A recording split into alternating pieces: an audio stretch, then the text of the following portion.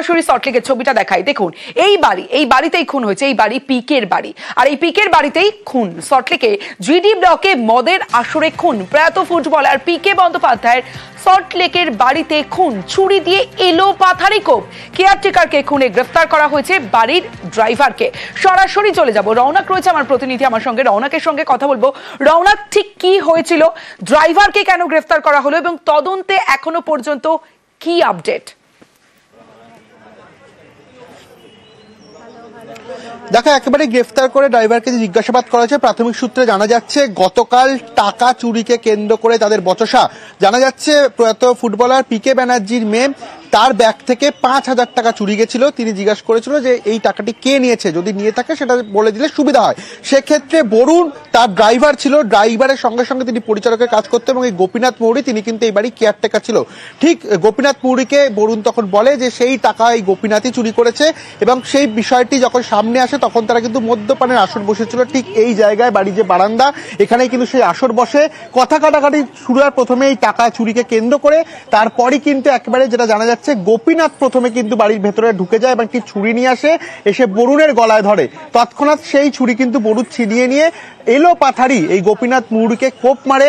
এই যে crime scene, Bidhannagar দক্ষিণ থানার পুলিশ ইতিমধ্যে কাপড় দিয়ে ক্রাইম সিন ঢেকে রেখেছে। এখনো কিন্তু ঘটনাস্থলে যে রক্তের দাগ, সেই রক্তের দাগ কার্যত স্পষ্ট এবং গোপীনাথ মৌরিকে তখন এলো পাথারি কোপ মারার পর তাকে উদ্ধার করা হয়। এবং জানা যাচ্ছে এখানে এখন যারা বর্তমান পরিচালক রয়েছেন তারা জানাচ্ছেন যখন এই ঘটনা ঘটেছিল তখন কিন্তু প্রয়াত ফুটবলারের মেয়ে তিনি বাড়িতে ছিলেন, তিনি পুলিশকে নাকি খবর দেন। তারপরে পুলিশ ঘটনাস্থলে আসে, উদ্ধার করা হয় সেই গোপীনাথ মৌরিকে। বিধাননগর মহকুমা হাসপাতালে নিয়ে গেলে চিকিৎসকরা মৃত বলে ঘোষণা করে। কিন্তু যে বিষয়টি সামনে আসছে যে গতকাল এই টাকা নেওয়াকে কেন্দ্র করে যে এইরকম একটা ঘটনা, যে খুন করা হলো তাকে, কেন এই খুন? শুধুই কি টাকা নিয়ে, টাকাকে কেন্দ্র করে খুন, নাকি এর আগেই দুজনের মধ্যে কোনো শত্রুতা ছিল? সেই বিষয়টিও কিন্তু পুলিশ খতিয়ে দেখছে। ইতিমধ্যে ঘটনাস্থলকে যে ক্রাইম সিন সেটিকে পুলিশ কর্ডন করে দিয়েছে। তুমি সঙ্গে থাকো রৌনক।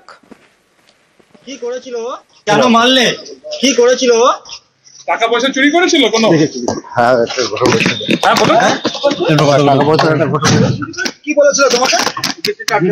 আমাকে অনেক কথা বলেছিল। তুমি কি টাকা চুরি করেছিলে? না, আমি ওপরে যাই না, আমি ওপরে যাই না, ওরা যায়। চুরিটা কি আপনি নিয়ে এসেছিলেন রান্নাঘর থেকে? না না না, আমি ওই নিয়ে এসেছিল। অরুণ নিয়ে এসেছিল? না, গোপীনাথ মৌরি নিয়ে এসেছিল। আচ্ছা, তারপরে কি ওর হাত থেকে আপনি নিয়ে ওকে মারলে? না, ও আমাকে আগে গলায় মেরেছে। গলাটা দেখি। আচ্ছা, আপনাকে গালিগালাজ করেছিল নাকি? হ্যাঁ হ্যাঁ হ্যাঁ।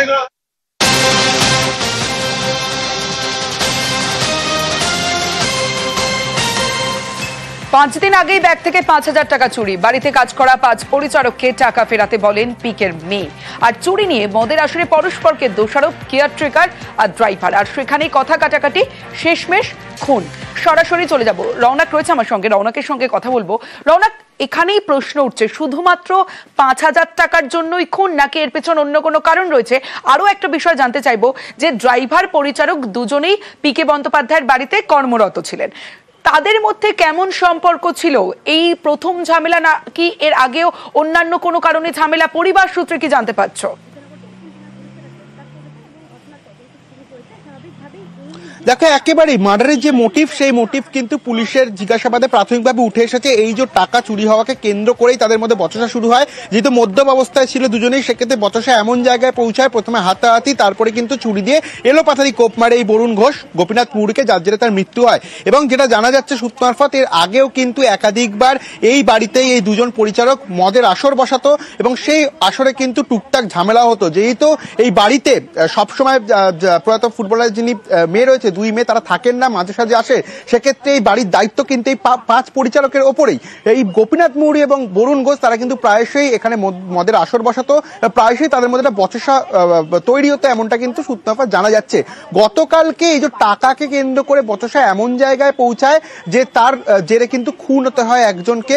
এবং যেটা জানা যাচ্ছে গতকাল যখন এই ঘটনা ঘটে তখন কিন্তু প্রয়াত ফুটবলারের মেয়ে তিনি ছিলেন তাদেরই বর্তমানে একজন পরিচালক, এমনটাই জানাচ্ছে, এবং তিনিই পুলিশকে খবর দেয়। তোমায় দেখাবো দেখাবো যেখানে ক্রাইম সিন, এখানে কিন্তু একটি সিসিটিভি ক্যামেরা রয়েছে, ক্লোজ সার্কিট ক্যামেরা। সেই ক্লোজ সার্কিট ক্যামেরা ফুটেজ কিন্তু ইতিমধ্যে পুলিশ সংগ্রহ করেছে এবং একটা স্পষ্ট সেই ফুটেজ থেকেই গতকাল কি ঘটনা ঘটেছিল সেই ঘটনা কিন্তু বোঝার সম্ভাবনা রয়েছে।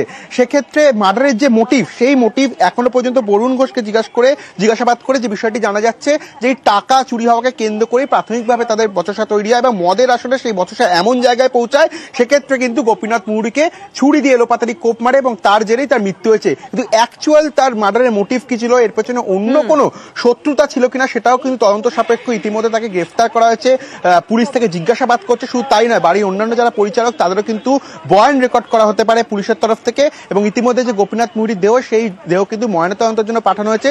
যে প্রাইমারি পিএম রিপোর্ট, সেই পিএম রিপোর্টের উপরে কিন্তু পুলিশের তদন্তকারী আধিকারিকরা দেখছেন, কারণ অ্যাকচুয়াল মার্ডার মোটিভ কি ছিল সেই বিষয়টি কিন্তু পুলিশের তরফ থেকে পুরো খতিয়ে দেখা হচ্ছে। বেশ অনেক কাকু অনেক বছর কলকাতাতে আছে, উনি আগে প্রথম কার কাছে ছিল জানতাম না, তারপর এনার কাছে থাকতো আমরা খুব ভালোভাবে জানতাম, কারণ পিকে ব্যানার্জি নিজে আমাদের বাড়ি গেছে, আচ্ছা নিজে। তারপর ওনার বড় মেয়ে খুব ভালোবাসতো আমার কাকুকে। কি কাজ করতেন এখানে? উনি, আমরা তো সেটা জানতাম না, উনি বলতো পেট্রোল পাম্পে কাজ করতাম, বাড়িরও মানে ছেলের মতো থাকতো, কেয়ারটেকার হিসেবে সেটাও বলতে পারেন। পরিবার বলতে আমরা ভাইপো ভাইজিরা, দাদা বৌদিরা, আনম্যারিড ছিলেন। হ্যাঁ আনম্যারিড। উনি অনেক বছর কলকাতায় আছে আর ওনার কাছে অনেক বছর আছে। এই যে টাকা পয়সা নিয়ে কেন্দ্র করে যে বিবাদ, সেটা নিয়ে আচ্ছা, টাকা পয়সা যে কেন্দ্র করে বিবাদ, আজ ওনারা, আমি আপনাকে কি বলবো, ওনারা তাহলে এত বছর ওকে কি করে রেখেছে? তো ছিল যে মেরেছে যে বরুণ না, সেটাও আমরা কখনো কাকু বলতো না যে আমার সাথে শত্রুতা, জানতাম তো সবার সাথে বন্ধুত্ব ভাবেই থাকতো। কতজন পরিচালক কাজ করে এখানে? 4-5 জন। আচ্ছা, ওদের মধ্যে ঝামেলা কি প্রায় হতো এই দুজন যে ছিল? আমি তো জানি না দাদা, আমি জানি আচ্ছা, ভেতরে কি আছে এখনো? মালিরা তো ঘুমাচ্ছে। ম্যাডাম আছেন? ঘুমাচ্ছে আচ্ছা, গতকালকে ঘটনার সময় ছিল ম্যাডাম? ছিল। মানে তখন ম্যাডামই কি পুলিশে খবর দিয়েছিল না হঠাৎ এইখানে নিচে? হ্যাঁ, মনে হয় পুলিশ, আমি ছিলাম না, যখনই ছুরি চালায় বা চাকু চালায় তখন ম্যাডাম ঘরে ছিল? আর আপনাদের পরিচালকরা সবাই ছিলেন, দেখেছিলেন? বলছি দেখলেন তখন কি দেখলেন? আমি দেখিনি দাদা, আমি ছিলাম না, আজকের এসছে জানি না। আচ্ছা,